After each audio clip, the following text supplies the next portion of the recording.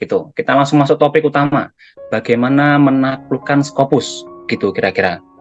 Mungkin di sini Bapak Ibu terkendala menulis Scopus karena masalah alat, masalah bahasa, masalah mungkin topiknya kurang, penelitiannya dirasa kurang gitu.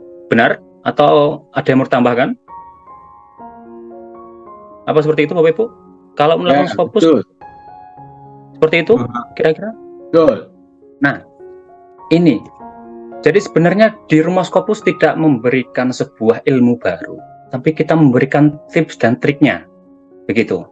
Jadi untuk menulis Scopus itu sebenarnya tidak ada ilmu yang baru, tapi lebih bagaimana kita memberikan tips dan triksnya gitu. Nah, di sini beban menulis papernya Bapak Ibu. Untuk menulis paper sendiri di Rumah Scopus ada 70% beban menulis paper yang bisa kita serahkan ke alat, engine, mesin. Jadi jangan sampai pikiran kita, otak kita itu terbebani dengan 70% ini. Ini bisa kita serahkan ke alat yang kerjanya lebih cepat, lebih tepat, lebih bagus mungkin seperti itu. Itu serahkan saja ke alat.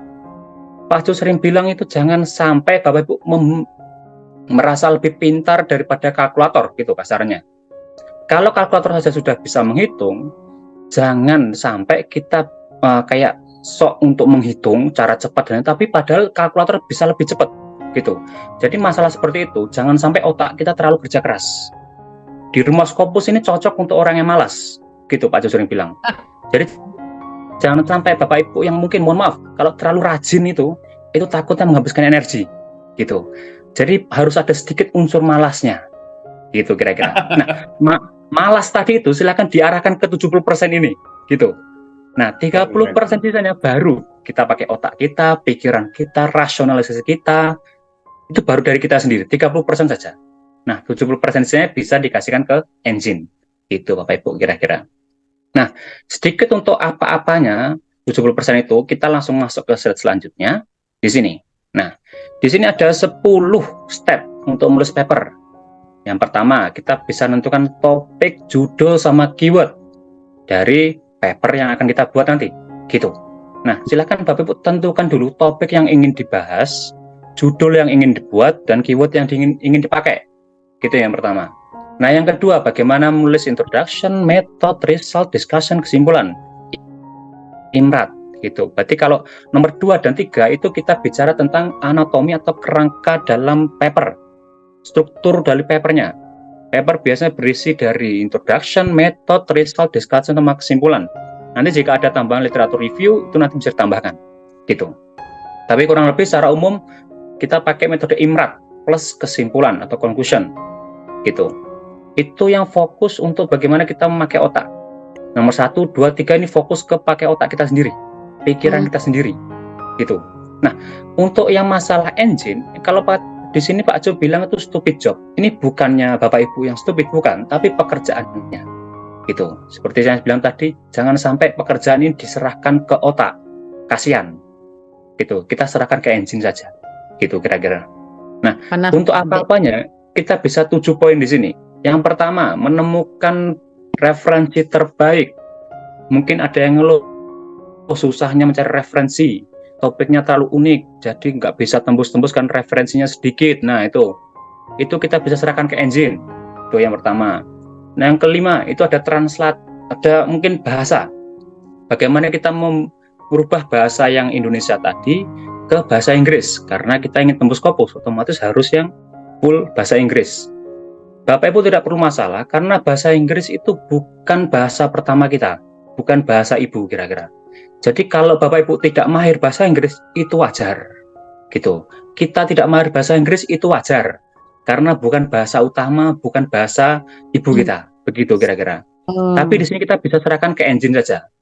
Dalam hitungan detik mungkin, itu bisa kita rubah ke bahasa Inggris semua, gitu. Nah, itu nomor 6, masalah mengutip sitasi dan menambahkan referensi.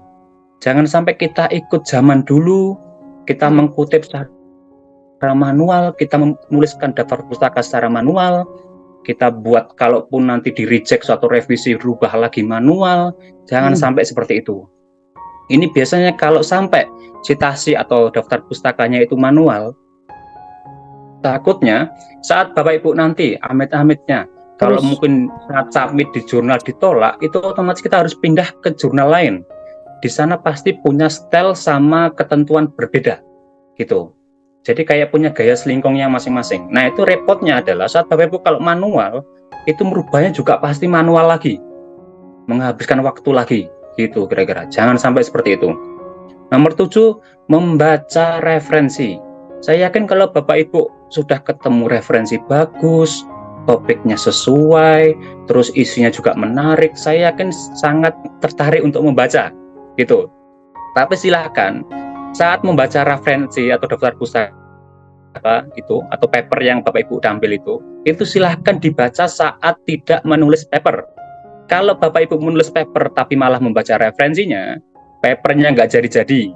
Itu poinnya. Jangan sampai Bapak Ibu membaca referensinya. Silahkan nanti kalau membaca, mungkin saat antri pesawat mungkin, atau tambal gigi gitu kira-kira. Jadi silahkan. Jadi kalau membaca itu silahkan di luar dari saat menulis paper. Saat menulis paper, fokus untuk menulis paper, bukan membaca referensi. Nanti takutnya menghabiskan waktu. Nanti malah Bapak Ibu kutip, nanti malah di blog, stabilo, di gunting atau apa, itu menghabiskan waktu sekali. Silakan itu dihindari dulu, gitu. Nomor 8 adalah menemukan target jurnal. Setiap paper itu pasti punya jurnalnya masing-masing. Tinggal kita sesuaikan, cocok kemana, gitu kira-kira. Di sini juga Bapak Ibu bisa terhindar yang namanya joki, kira-kira. Jadi kalau ada tawaran, ada orang menawarkan jurnal ini bagus, terus mungkin high index-nya tinggi, Scopusnya ada, Sintanya juga. Nah, itu Bapak Ibu bisa cek sendiri apakah jurnal itu benar-benar bagus, tertinggi atau sesuai tidak gitu. Jadi bisa kita cek sendiri, mandiri. Jadi jangan sampai kita berargumen bahwa semua joki yang tawarin itu bagus. Kita harus cek kembali gitu kira-kira. Nah, nomor 9 untuk masalah template. Nah, ini bergabung dengan nomor 6 tadi. Nomor 6 sama nomor 9 itu sama. Jadi kalau nomor 9 itu masalah template, otomatis kita ke jurnalnya lagi. Semua jurnal punya gaya selingkong masing-masing. Otomatis punya template-nya masing-masing. Gitu. Jadi untuk masalah template itu jangan sampai menghabiskan waktu. Kira-kira cukup 20 menit itu sudah selesai. Atau mungkin bisa lebih cepat. Gitu. Nah, terakhir adalah mengikuti author guideline. Di sini panduan. Jadi kalau kita ingin masuk ke jurnal tersebut, otomatis kita harus mengikuti aturan-aturan yang mereka pakai. Gitu. Jangan sampai kita keluar dari aturan yang mereka pakai. Jadi kalau contoh, ini sedikit membantu jurnal dalam menyeleksi paper yang masuk. Jadi kalau sampai ada paper yang tidak sesuai panduan mereka, itu mereka tinggal tendang saja. Gitu. Berarti tandanya penulis itu tidak serius dalam masuk ke jurnal tersebut.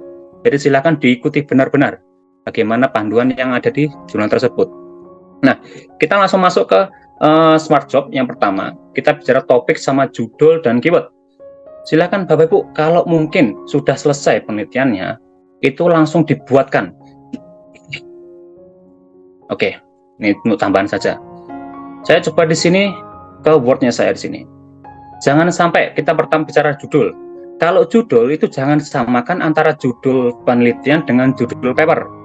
Kalau judul penelitian biasanya berjudul seperti ini, hubungan antara variabel 1, 2, 3 terhadap Y, gitu. Atau mungkin ganti pengaruh. Ini, jangan sampai judul paper itu adalah judul laporan penelitian seperti ini. Jangan sampai. Silahkan Bapak Ibu pecah dulu. Nah, mungkin saya singgung sedikit. Jadi kalau di sini ada 3 variabel, Bapak Ibu bisa pecah satu penelitian tersebut jadi 3 paper, gitu. Jadi kalau Pak Jo sering bilang, satu penelitian hanya dijadikan satu paper, itu eman-eman, sayang banget. Bapak Ibu sudah penelitian, mungkin berbulan-bulan, menghabiskan biaya yang banyak, itu cuma jadi satu paper. Itu eman-eman, sayang banget. Jadi silahkan kalau mau itu di breakdown, kita pecahkan jadi beberapa paper. Contoh dia punya 3 variabel seperti di atas ini, kita rubah menjadi 3 paper. Otomatis nanti kalau variabel 1 bicara tentang pemasaran digital, berarti paper 1 berhubungan dengan pemasaran digital. Nah, kalau variabel 2 bicara tentang kualitas layanan, kita bicara tentang paper kedua tentang kualitas layanan. Gini. Nah, yang ketiga inovasi tentang produknya. Gitu. Jadi kalau bisa dipisah, silahkan dipisah. Tuh.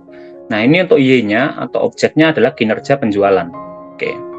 Nah, di Rumah Scopus di sini mengajarkan namanya ada SMO, signifikan, metode, sama objek. Bentar, sebelum kita masuk sana saya mungkin breakdown dulu. Berarti judul atau paper pertama sini kita bilang pemasaran digital, ya, hubungan pemasaran digital terhadap kinerja penjualan. Seperti ini. Ini contoh paper yang pertama. Yang kedua, berarti tinggal kita copy saja. Oke, tekan aja. Paper kedua, berarti yang pemasaran digital kita ganti kualitas layanan. Kita ganti saja. Nah, seperti ini. Terhadap kinerja penjualan. Paper ketiga, berarti bicara tentang inovasi tentang produknya. Nah, di sini hubungan antara inovasi produk. Nah, jadi ada 3 variabel dan di mana variabel itu bisa jadi satu paper. Layanan, inovasi, produk. Gitu. Nah, kalau seperti ini masih judul penelitian. Kita bisa breakdown. Judul paper. Nah, kita ambil yang pertama dulu. Nah, di sini. Nah, kita langsung masuk ke PPT. Di sini Bapak Ibu. Jadi di Rumah Scopus ada 4 poin atau 4 apa ya bahasanya ya? 4 objek atau mungkin 4 poin aja. 3 poin yang dimana ini harus ada di judul papernya Bapak Ibu. Jadi silakan SMO atau MSO ini itu pastikan ada di judul Bapak Ibu. Kalau di sini itu contohnya adalah digital marketing to improve marketing performance. Di sini langsung kelihatan perbedaannya antara yang penelitian sama yang paper sekarang. Di sini ada tambahan signifikannya. Jadi otomatis signifikan ini bagaimana dampak, kontribusi atau manfaat dari metode yang ditawarkan terhadap objek yang diteliti. Gitu. Jadi kalau kita kembali ke judul tadi, kita bisa breakdown.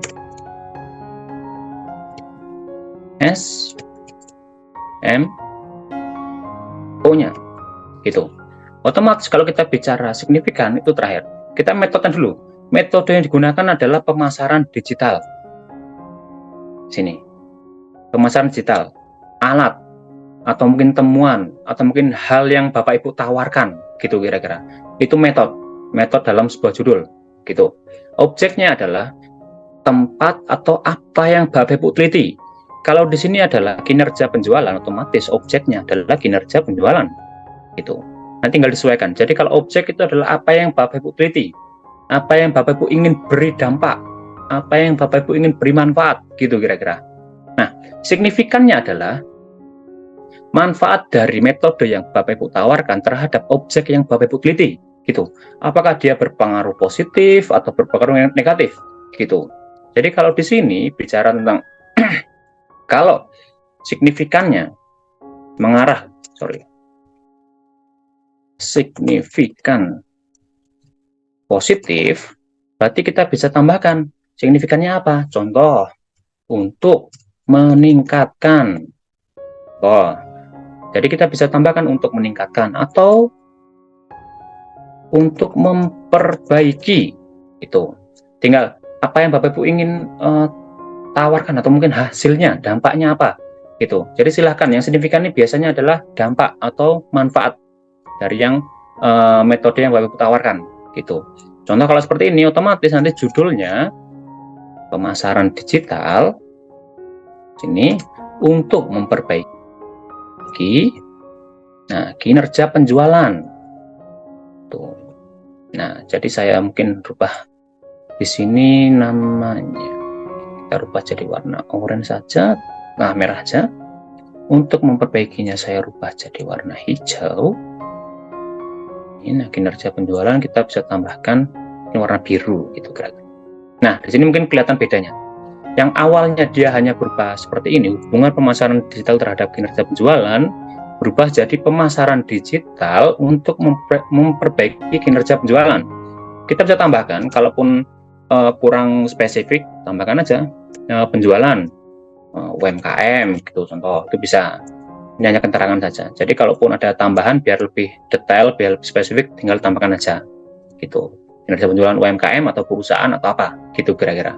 Jadi yang penting di sini ada SMO-nya di sini. Pastikan judul dari sebuah paper adalah punya SMO ini. Kenapa kami memakai cara ini? Bapak Ibu harus sadari bahwa paper yang akan kita buat itu harus bermanfaat untuk orang yang, mohon maaf, bukan akademisi sekalipun gitu. Jadi orang yang praktisi itu nggak sekolah ataupun itu bisa paham isi paper ini. Jadi harus sadari bahwa paper itu bisa berguna untuk layak umum, orang banyak, masyarakat umum gitu. Jangan sampai paper yang Bapak Ibu buat itu hanya berguna untuk akademis saja, jangan. Kalau bisa untuk orang banyak, yang orang bukan akademis sekalipun gitu kira-kira. Jadi pastikan orang yang membaca ya, judul dari paper Bapak Ibu sudah tahu isinya gitu. Kalau gampang seperti itu. Jadi silakan buat judul di mana saat orang membaca judulnya itu sudah tahu isinya apa. Jangan sampai seperti ini. Kalau hubungan pemasaran digital terhadap kinerja penjualan, ini masih ambigu. Kita belum tahu, pembaca belum tahu manfaat dari pemasaran digital itu apa gitu. Jadi silahkan tambahkan signifikannya. Apa yang Bapak Ibu dampak dari paper tersebut gitu. Seperti itu. Jadi silahkan ditambahkan seperti ini. Ini contoh, kalau mungkin ada pertanyaan, itu kan contoh yang kuanti Mas, kalau kuali gimana? Gitu. Ada, contoh ada judul baru, gimana pengaruh mungkin sosial media terhadap kehidupan anak sekarang atau anak muda atau anak milenial gitu, silakan. Gitu, contoh seperti ini. Pengaruh sosial media terhadap kehidupan anak muda gitu kira-kira. Ini kan masih sangat umum, masih sangat teknis sekali gitu. Jadi silakan kita breakdown dulu signifikannya apa, terus metodenya apa, objeknya apa gitu. Nah mungkin kalau pengaruhnya dia positif, signifikan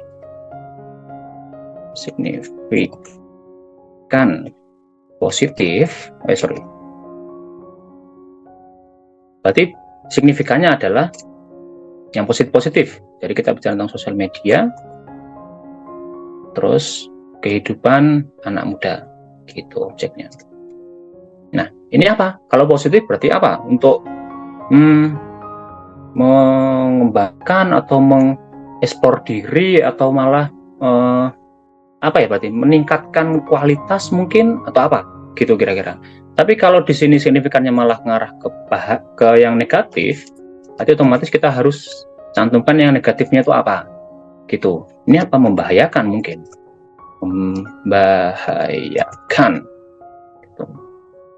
Kalau di sini kita bisa buat, berarti contoh kalau signifikan depan adalah bahayanya sosial media terhadap kehidupan anak muda, gitu kira-kira. Jadi kalaupun mungkin yang negatif, jadi silakan tambahkan aja membahayakan. Biasanya kalau signifikan itu dia kata kerja untuk memperbaiki, membahayakan gitu.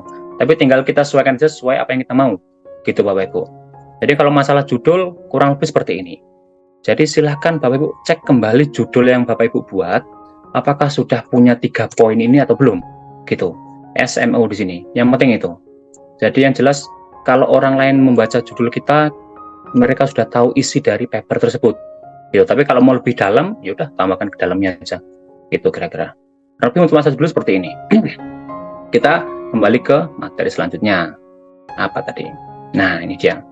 Untuk masalah writing introduction sama kita bicara tentang kerangka paper. Gitu. Oke, sebelum kita masuk ke sana, saya sedikit miss tadi. Jadi Bapak Ibu silahkan kalau judulnya sudah ditemukan atau sudah ditentukan seperti ini, kita breakdown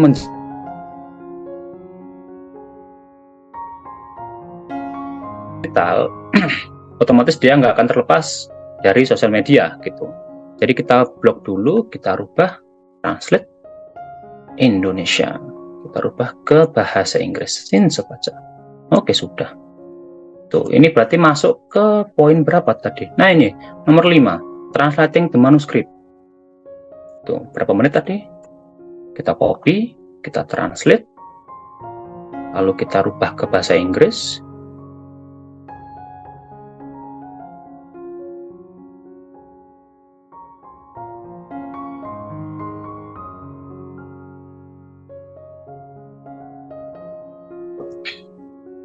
Keywords ini. Kalau keyword otomatis kita harus mencantumkan keyword-keyword yang akan kita ambil gitu. Pak Acu sering bilang ada dua fungsi keyword di sini. Yang pertama adalah saat Bapak Ibu menulis paper itu berguna untuk mencari referensi-referensi terkait. Itu fungsi pertama keyword. Fungsi kedua adalah saat papernya Bapak Ibu publish atau terbit di Scopus itu membantu orang lain untuk menemukan paper Bapak Ibu. Otomatis keyword itu harus yang populer gitu. Jadi silahkan ambil keyword-keyword yang populer. Nanti kalau keyword yang agak unik itu tolong jangan taruh depan, tapi agak dibelakangkan gitu. Tapi secara garis luasnya adalah keywordnya harus populer biar orang lain atau mungkin Bapak Ibu sendiri mudah untuk mencari referensi gitu. Nah, kalau dari keyword cara cepatnya adalah kita blok aja judulnya, kita blok. Nah, di sini kita bisa breakdown. Mungkin digital marketing, koma. Untuk improve-nya kita hilangkan dulu. Di sini. Mungkin MSC atau UMKM ini bisa kita taruh belakang saja. Ini taruh belakang biar enak. Nah, self performance, koma. Apalagi sosial media mungkin. Nah, ini MSME atau SMES itu juga bisa. Gitu. Small Medium Enterprises. Ya benar, SMES ya. Gitu. Kira-kira seperti ini. Jadi silakan ambil keyword-keyword yang populer atau mungkin kira-kira referensinya banyak gitu. Saya besarkan aja biar kelihatan bedanya. Nah, di sini dari judul kita sudah dapatkan keywordnya. Itu. Nah, kita mungkin karena sudah pakai otak, kita istirahat sebentar. Kita pakai main-main dulu. Saya akan langsung lompat dulu sebelum saya masuk ke kerangka paper. Saya ingin lompat ke nomor 4 dulu. Bagaimana cara menemukan referensi terbaik secara cepat dan tepat, gitu. Bapak Ibu otomatis ingin tebus Scopus, ya kalau bisa referensi dari Scopus. Silahkan langsung ke scopus.com, lalu kita cari keyword-keyword atau referensi yang kita ingin ambil, gitu. Kita ambil contoh digital marketing, kita copy saja, kita copy, sini aja, oke, copy. Lalu kita ke scopus.com, silahkan pastekan saja di sini. Karena dia lebih dari satu kata, otomatis kita harus mencantumkan kutip 2. Biar tidak digital sendiri, marketing sendiri. Meja makan, otomatis jangan sampai mejanya sendiri, makannya sendiri. Itu. Kok agak lambat ya? Saya refresh sebentar. Oh, oke. Nah, oke, sama. Klik search di sini. Dari satu keyword ditemukan sebanyak 4.424 dokumen. Saya rubah dulu ya versionnya sini. Oke. Nah, kelihatan di sini. Jadi satu keyword tadi ditemukan sejumlah 4.424 dokumen atau referensi gitu. Satu keyword dulu. Nanti Bapak Ibu silakan dari keyword-keyword yang Bapak Ibu punya ini dicari minimal sampai 50 gitu. Kalau di Scopus kurang lebih referensinya ada 25 sampai 30 di referensi. Jadi kalau bisa kita mencari lebih dari itu, 50 sampai 100 gitu. Otomatis nggak akan dipakai semua, jadi jangan sampai kita miskin akan referensi. Gitu. Kita kembali ke scopus.com. Nah, di sini. Kalau sudah kita udah ketemu seperti ini, lalu kita tentukan keyword keyword atau mungkin referensi terbaik. Ciri-cirinya apa? Mungkin yang terbaru. Itu. Otomatis kalau terbaru kita tentukan dari tahunnya. Tahun di sini. Kalau terbaru kita ambil aja 5 tahun terakhir. Ini sudah ada 2025. Oh, cepat sekali. Kita ambil aja yang 2024, 2023, 2022, 21 sama 20. 5 tahun terakhir saja. Itu syarat satu referensi terbaik gitu. Ini kita juga ambil gold, habit gold seperti ini. Sudah. Untuk penulis karena tidak mencari penulis tertentu, kita skip saja. Subjek area. Jadi kalau dirasa mungkin keywordnya masih terlalu umum, masih terlalu belum tepat, itu silakan dispesifikkan kembali. Gitu, kita sempitkan kembali. Contoh masalah digital itu atau marketing kita bicara tentang mungkin bisnisnya bisa, computer science-nya bisa, atau mungkin ke arah ke social science juga bisa. Gitu, tinggal disesuaikan saja. Kalau sudah, Kita ke bawah, kita pilih dokumennya artikel atau review. Udah. Terus ke bawah, publikasinya kita pilih final. Sumbernya kita skip saja, keyword juga skip. Afiliasi kita skip, funding sponsor kita skip, negara juga kita skip. Oke, source type kita pilih namanya jurnal. Jadi sumbernya kita harus pastikan dari jurnal. Bukan berarti buku itu jelek, bukan. Cuma saya nggak mau ribet aja. Gitu, kita pilih jurnal saja. Kalau sudah, baru kita masuk ke bahasa. Kalau bahasa, kita pilih Inggris saja. Nggak usah aneh-aneh, mungkin Cina atau apa. Tapi kalau Bapak Ibu paham dengan bahasa selain Inggris, silakan.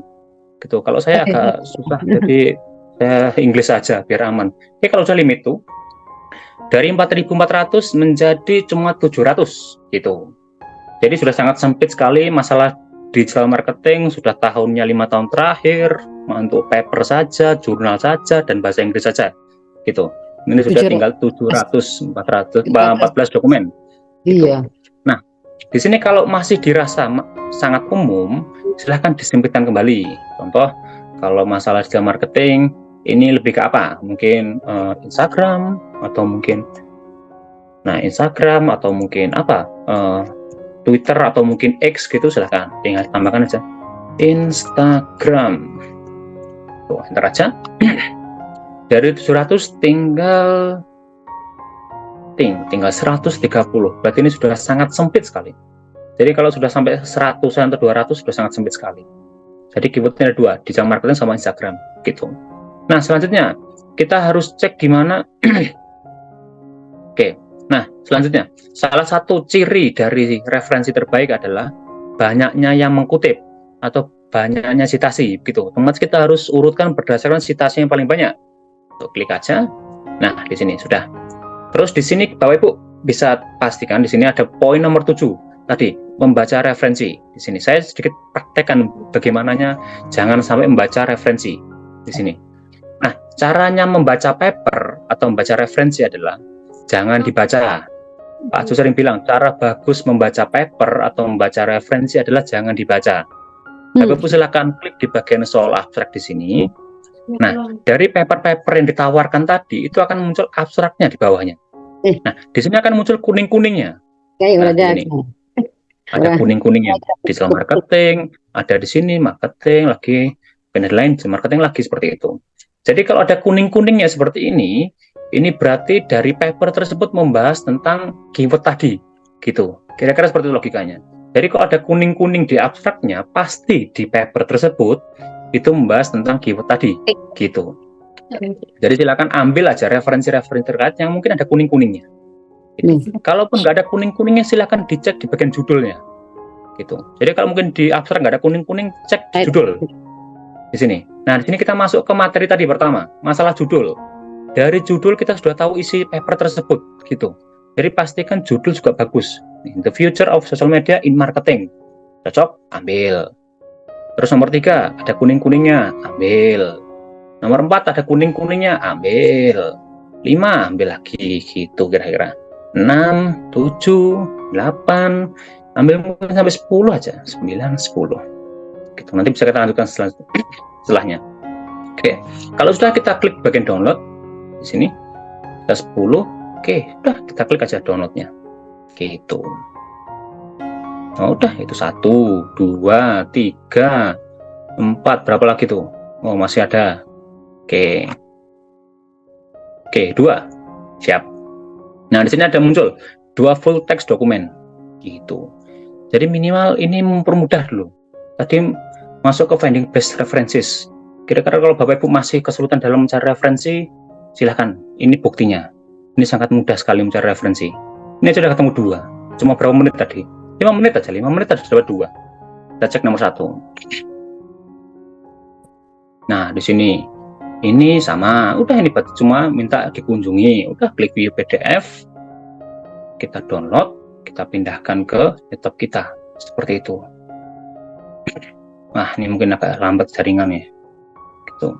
Jadi kira-kira seperti itu Bapak Ibu. Kalau mencari referensi, jangan sampai kita memakan waktu sampai berhari-hari atau mungkin bahkan berbulan-bulan. Jangan sampai. Pastikan mencari referensi itu jangan sampai hitungan jam, hitungan menit aja, gitu. Nah, di sini review PDF, Lalu kita langsung diarahkan ke papernya tadi. Nah ini dia dapat. Udah, tinggal kita download saja. Download information management. Sini. Nah kita download aja. Nah kita save. Nah 1 dapat. Nomor 3 kita cek lagi. Nah kalau seperti ini berarti dia membayar. Itu aja. Oke, bawa lagi nomor 4. Ada lagi tidak? Ya mungkin lambat nanti. Oh ini sama PDF, klik aja PDF-nya. Ada lagi, ini juga berbayar. Nah mungkin kalau yang berbayar seperti ini Bapak Ibu bisa menambahkan Skyhub juga bisa. Gitu. Ini bisa nih tambahkan download aja. Itu. Jadi dalam hitungan menit sudah dapat 5 referensi. Itu.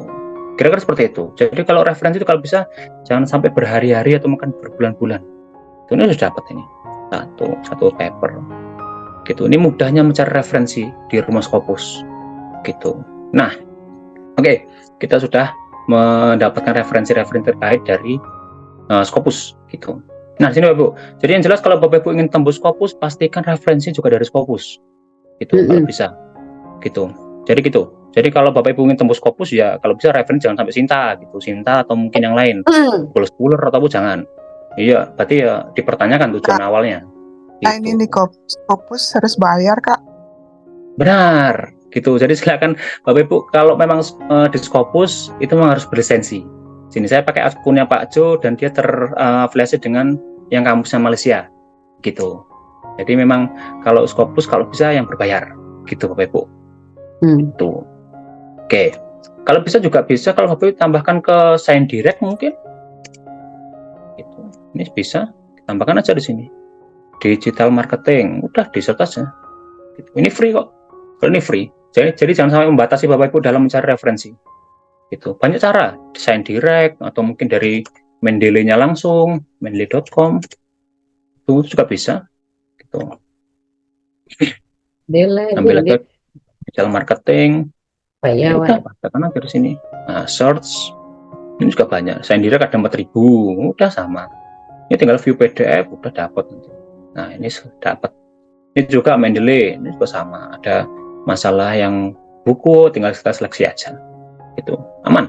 Untuk masalah referensi tidak perlu diambil pusing, banyak cara gitu. Jangan sampai Bapak Ibu teriak kelaparan tapi ternyata di lumbung padi gitu. Itu Pak Jo sering berulang-ulang ngomong ke peserta gitu. Jangan sampai Bapak Ibu teriak kelaparan tapi ternyata Bapak Ibu ada di lumbung padi gitu. Kita manfaatkan zaman sekarang yaitu digital era gitu. Jadi sekarang serba digital. Jangan sampai Bapak Ibu mencari referensi harus ke kampus-kampus kayak dulu, ke UNS, ke UGM, ke UI, itu pas sampai sana ternyata referensinya nggak bagus-bagus amat, ada, gitu. Jangan sampai seperti itu. Nah, tapi yang jelas Bapak Ibu bayar itu, mahal bayarnya. Ya, seperti itu Bapak Ibu. Jadi memang kalau Scopus memang sedikit agak mahal, gitu. Tapi silakan. Itu bisa kita cara yang lain pakai Sign Direct atau Mendeley itu. Nah sedikit tambahan ya, sedikit tambahan Bapak Ibu harus cari referensi yang Q1 atau Q2 minimal. Q1 aja kalau bisa Q1. Jadi, benar. Jadi kalau Pak Jo sering bilang kalau kita membuat sebuah paper pastikan referensinya referensi terbaik, referensi kelas dewa kalau kata Pak Jo bilang gitu. Seperti saat kita mengkhotbah Jumat seperti itu. Jadi kalau bisa kita berikan referensi-referensi terbaik. Kalau khotbah Jumat berarti referensi terbaik adalah Qaula Rasulullah, gitu. Langsung sumber paling tinggi, gitu. Dan itu akan meningkatkan kualitas dari paper kita, gitu. Jadi pastikan referensi-referensi yang Bapak Ibu gunakan adalah yang terbaik. Jangan sampai malah yang nggak jelas unsurnya. Dari sumber yang nggak jelas, dari tulisan yang mungkin belum dipublikasikan, jangan. Gitu. Pastikan referensi terbaik Q1 atau Q2. Mengambil artikel dari Scopus itu tanpa bayar itu kayak macam ya Mas. Misalnya yang bayar itu mau kita ambil gitu. Tadi ya, kita bisa pakai Sign Direct. Sign Direct atau mungkin Bapak Ibu ingin tambahkan ke Mendeley. Gitu. Jadi kalau Bapak Ibu tidak bisa masuk pintu depan ya kita masuk lewat pintu samping gitu kira-kira. Jadi jangan sampai nggak punya Scopus.com langsung nyerah nggak bisa nyari referensi, jangan. Rumah Scopus itu berdiri bukan karena punya Scopus lisensi, gitu.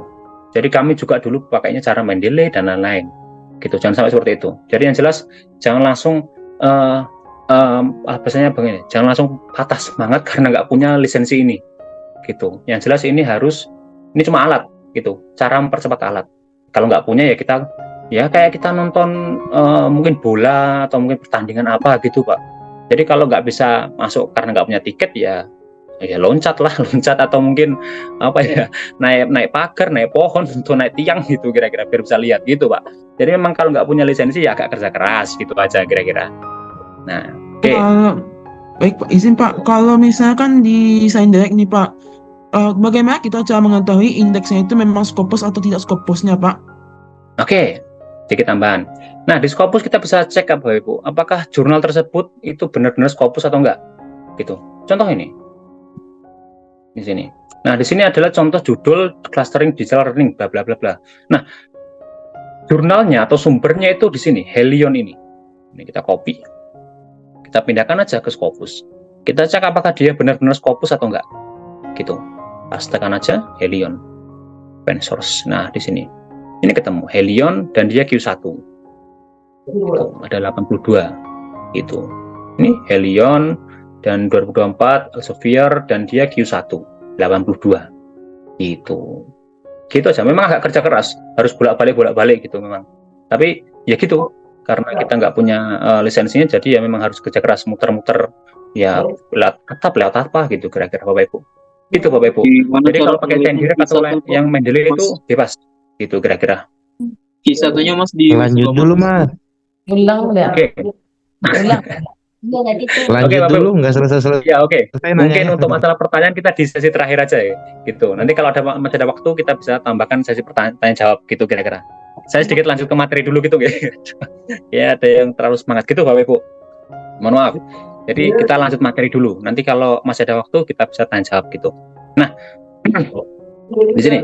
Jadi Bapak Ibu pastikan referensi harus yang Q1 di sini 82. Kalau Bapak Ibu masih bingung Q atau kuartil itu silahkan kalau patokan saya itu kira-kira kalau Q atau kuartil itu kan berarti 100 dibagi 4 otomatis 75 sampai 99 Q1, terus 50 sampai 74 itu Q2, 25 sampai 49 itu Q3, dan terakhir 0 sampai 24 itu Q4 gitu. Jadi patokan seperti itu. Q kuartil 100 dibagi 4, 75 ke atas Q1, 50 ke atas Q2 gitu kira-kira. Jadi memang di Scopus tidak seperti di Simago atau Simago benar, tidak ada tulisan Q-nya berapa, tapi memang itu cara Scopusnya gitu, dari persentil atau kuartil gitu. Nah, sudah. Nah, kalau sudah referensi sudah terbaik dan sudah bagus dan rasa sudah cukup, kita langsung masuk materi selanjutnya, yaitu adalah menulis kerangka paper gitu. Nah, di sini ini adalah anatomi scientific paper. Ini sedikit saran dari Rumus Scopus. Kalau Bapak Ibu menulis kerangka paper, pastikan urutannya seperti ini, dari nomor 1, 2 sampai nomor 7 gitu. Jadi silahkan Bapak Ibu menulis paper dengan kerangka paper ini gitu. Nah, mungkin perbedaan sedikit antara menulis paper dengan menulis penelitian itu di sini. Bapak Ibu bisa perhatikan di sebelah kanan itu adalah gambar jam pasir gitu kira-kira ya. Jadi anggap aja sebelah kanan itu adalah jam pasirnya gitu. Jadi perbedaan pertama antara menulis paper dengan menulis laporan riset itu di sini. Kalau menulis riset itu dari meluas terus mengerucut gitu. Tapi kalau paper dari meluas mengerucut habis itu meluas lagi gitu. Tandanya apa? Kalau dari paper yang awalnya kita bicara luas, habis merucut, habis meluas lagi, itu di terakhir nomor 7 ini, itu bisa orang lain bisa membaca paper tersebut, termasuk yang bukan akademisi sekalipun, gitu. Jadi kenapa struktur paper itu seperti ini? Itu memang paper bermanfaat untuk orang yang bukan akademis sekalipun. Saya ulangi lagi, gitu. Jadi silakan paper yang Bapak Ibu buat jangan sampai hanya sampai merucut aja. Jangan sampai orang yang hanya ahli atau mungkin pakar atau mungkin yang akademis saja yang paham. Jangan. Jadi pastikan paper tersebut bisa dibaca oleh semua khalayak umum, masyarakat umum gitu. Jadi situ bedanya yang pertama. Jadi segitiga ini itu bukan banyaknya jumlah kata atau mungkin kalimat, tapi luasnya pembahasan. Jadi kalau di atas ini semakin luas, kalau ke bawah itu berarti semakin sempit pembahasannya atau semakin dalam gitu. Nah, kalau sudah sampai sini dan kita luaskan lagi, otomatis pembahasannya akan semakin luas gitu. Jadi kalau orang dinilai pakar itu bukannya orang yang bisa semua hal, bukan pintar dalam segala hal gitu, tapi orang yang paham satu hal tapi mendalam gitu kira-kira. Jadi orang yang pakar itu bukan yang paham semua hal, tapi orang yang paham satu hal tapi mendalam, dan dia bisa menjabarkan atau menjelaskan ke orang lain gitu. Itu orang dinamakan pakar gitu kira-kira. Jadi silahkan Bapak Ibu pastikan dulu kerangka papernya seperti ini. Nah, oke, di sini saya sedikit menjelaskan. Untuk kerangka paper sendiri, kita bicara yang tadi. Mana? Oke. Yang pertama introduction, pembukaan. Itu berarti introduction di situ isinya adalah 1, 2, sama 3. What is known, what is unknown, how and why. Itu introduction. Nomor 1, nomor 2, nomor 3 itu introduction. Kalau di jam pasirnya nomor 1, 2, 3 ini adalah introduction-nya. Gitu. Lalu nomor 4-nya metode penelitian. Jadi metode itu bukan metode penelitian, tapi lebih ke apa yang Bapak Ibu lakukan, apa yang Bapak Ibu buat gitu kira-kira. What did you do? Apa yang Bapak Ibu lakukan? Gitu. Nah, selanjutnya result, data. Jadi kalau dari metode itu biasanya nanti ada instrumen, nah di result itu datanya gitu. Apa yang Bapak Ibu hasilkan? What is result-nya? Gitu. Apa yang Bapak Ibu dapatkan? What result did you get? Gitu. Apa yang Bapak Ibu dapatkan dari metode tadi? Gitu. Nah, terakhir discussion, terus kesimpulan. Nah, saya sedikit menjelaskan dari pertama dulu. Untuk introduction-nya. Di sini introduction ada 3 poin, ada what is known, what is unknown, sama how and why. Gitu. Yang pertama kita bicara adalah what is known, our understanding of the world. Jadi di sini adalah kalimat-kalimat positif, kalimat-kalimat yang dimana saat kita berkata atau berargumen sesuai dengan topiknya, orang lain akan setuju. Gitu. Jadi apa yang kita katakan, apa yang kita tulis saat orang lain pasti setuju. Gitu kira-kira. Jadi apa yang Bapak Ibu tulis itu orang lain bakal setuju. Kira-kira seperti itu. Jadi positifnya. Gitu. Apa yang Bapak Ibu pahami atau mungkin jadi common sense-nya biasanya seperti itu. Di what is known-nya ini. Nah, nomor 2 adalah what is unknown. Itu gap. Kita bicara tentang masalahnya. Apa yang Bapak Ibu temukan? Masalah apa yang Bapak Ibu temukan di penelitiannya? Gitu. Masalah-masalahnya apa aja? Gitu. Kayak pro dan kontranya kalau saya bilang. Jadi ada pro yang non-nya sama ada kontranya. Jadi kalau bicara kontra otomatis dia berkalimat negatif. Jadi pernyataan-pernyataan negatif yang itu dijadikan sebuah masalah dalam penelitian Bapak Ibu. Gitu. Nomor 1 positif, nomor 2 adalah negatif. Gitu. Nah, nomor 3 how and why itu adalah rasionalitas atau mungkin hipotesa atau mungkin tujuan riset Bapak Ibu. Kenapa riset Bapak Ibu itu penting? Gitu. Jadi nomor 3 ini biasanya berisi tujuan riset, terus alasan kenapa riset Bapak Ibu itu penting, sama solusi yang Bapak Ibu tawarkan. Gitu. Kalau di atas kita bicara tentang positif, pro dan kontranya, otomatis kita harus mencantumkan tujuan sama solusi yang kita tawarkan. Gitu. Kita bicara masalah-masalah, lalu kita tawarkan solusinya. Gitu. Nanti saya langsung praktek aja bagaimana ya. Nomor 4, what did you do? Apa yang Bapak Ibu lakukan? Metode apa? Cara apa? Mungkin desain apa? Model apa yang Bapak Ibu lakukan untuk menjawab masalah-masalah yang ada? Gitu. Itu metode atau cara. Gitu. Nah, result, datanya. Apa yang Bapak Ibu dapatkan dari alat-alat atau mungkin cara yang Bapak Ibu tawarkan itu hasilnya apa? Itu result, hasil dari penelitian. Gitu kira-kira. Nah, nomor 6 di sini. Nomor 6 sedikit pusing karena di sini nomor 6 ini isinya adalah bagaimana hasil riset nomor 5. Bagaimana hasil riset atau data-data di nomor 5 ini itu menjawab masalah di nomor 2. Nomor 6, saya ulangi, discussion itu isinya adalah bagaimana result atau data di nomor 5 ini menjawab masalah di nomor 2 gitu. Jadi kita menjawab masalah atau memberikan solusi untuk masalah tersebut bukan asal ngomong atau bukan asal bicara aja, tapi ada data, pakai result. Jadi pakai data gitu kira-kira. Jadi data tadi menjawab masalah yang kita temukan. Itu discussion gitu. Jadi kita mendiskusikan data yang masih mentah tadi, itu kita diskusikan, kita tawarkan solusinya, kita berikan mungkin poin-poin tambahan atau bagaimana, itu biar menjawab di nomor 2 gitu. Jadi masalah-masalah tadi, kalau ada 5 masalah, otomatis nanti di discussion ini ada 5 paragraf, termasuk data-data yang diberikan gitu. Jadi bagaimana data yang Bapak Ibu temukan ini tadi dari penelitian itu menjawab nomor 2 masalah-masalahnya. Jangan sampai kalau masalahnya ada 5, solusinya cuma 4. Jangan sampai, itu memberikan PR berarti. Jangan sampai juga kebalik.